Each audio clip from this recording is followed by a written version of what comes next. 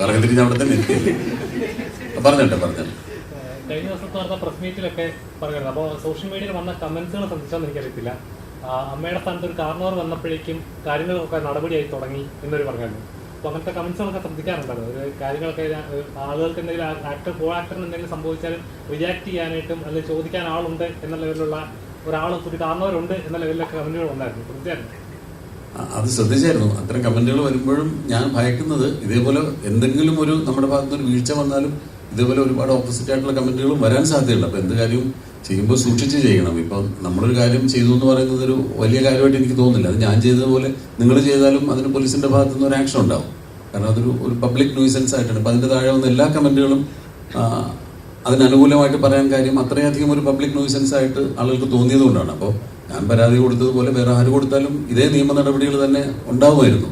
പക്ഷെ എനിക്കത് ചെയ്യേണ്ടി വന്നതെന്ന് വെച്ചാൽ ഞാനൊരു സംഘടനയുടെ നേതൃസ്ഥാനത്തിരിക്കുമ്പോൾ ആ സംഘടനയിൽപ്പെട്ട ഒരാളെ, പ്രത്യേകിച്ച് നമ്മൾ മലയാളികളെല്ലാം സ്നേഹിക്കുന്ന ശ്രീ മോഹൻലാലിനെ പോലുള്ള ഒരാളെ പറ്റി അങ്ങനെ പറഞ്ഞപ്പോൾ ഈ സംഘടനയുടെ നേതൃസ്ഥാനത്തിരുന്ന് അത് ചെയ്യേണ്ടി വന്നു എന്ന് മാത്രമേ ഉള്ളൂ. അപ്പോഴും ഞാൻ പല പ്രാവശ്യം ആലോചിച്ചിട്ടാണ് അത്തരം പ്രവൃത്തിയിലേക്ക് ഇറങ്ങി ചെല്ലുന്നത്. കാരണം ഇപ്പം നല്ല കമൻറ്റ് വന്നതുപോലെ മോശം കമൻറ്റ് വരാനും ഒരു പ്രവൃത്തി മതി. എപ്പോഴും നമ്മൾ ചെയ്യുമ്പോൾ ആലോചിച്ചും സൂക്ഷിച്ചും തന്നെയാണ് ചെയ്യുന്നത്. ഇപ്പം ഞാൻ നിങ്ങളുടെ മുമ്പിൽ ഇവിടെ വന്നിരുന്ന് സംസാരിക്കാൻ ഇരിക്കുമ്പോൾ പോലും ഞാൻ ഉള്ളിൽ പ്രാർത്ഥിക്കുന്നത് എൻ്റെ വായിൽ നിന്നും ഒരു അവിവേകം വീണു പോകരുത്. കാരണം അത് വീണാൽ അത് റെക്കോർഡഡ് ആണ്. അപ്പം അത് നമ്മൾ പറയുന്നൊരു കാര്യം മറ്റൊരു രീതിയിൽ ആളുകൾക്ക് എടുക്കാൻ അല്ലെങ്കിൽ വേറെ രീതിയിൽ ഇൻ്റർപ്രറ്റ് ചെയ്യാൻ പറ്റുന്ന രീതിയിൽ പോലുള്ളൊരു വാക്ക് പോലും എൻ്റെ വായിൽ നിന്ന് വീഴരുത് എന്നുള്ളൊരു പ്രാർത്ഥനയോട് കൂടിയിട്ടാണ് ഞാൻ നിങ്ങളുടെ മുമ്പിൽ സംസാരിക്കാനിരിക്കുന്നത്.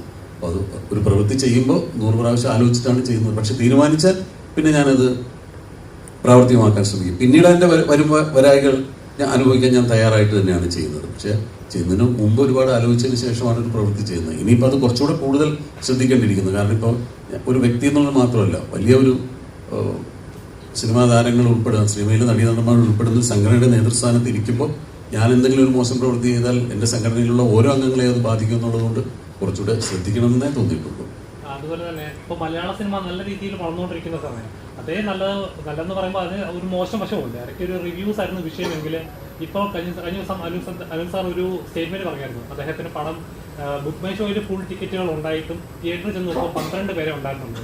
ഏജന്റുമാർ അങ്ങനത്തെ കുറെ മിഡിൽ നിൽക്കുന്ന ആളുകൾ കുറെ കാശ് മേടിക്കുന്നു. അപ്പോൾ ഇങ്ങനെ മലയാള സിനിമ ഒരു സൈഡിൽ നന്നായിട്ട് പോകുമ്പോൾ മറ്റൊരു സൈഡിൽ നശിപ്പിച്ചുകൊണ്ടിരിക്കുകയാണ്.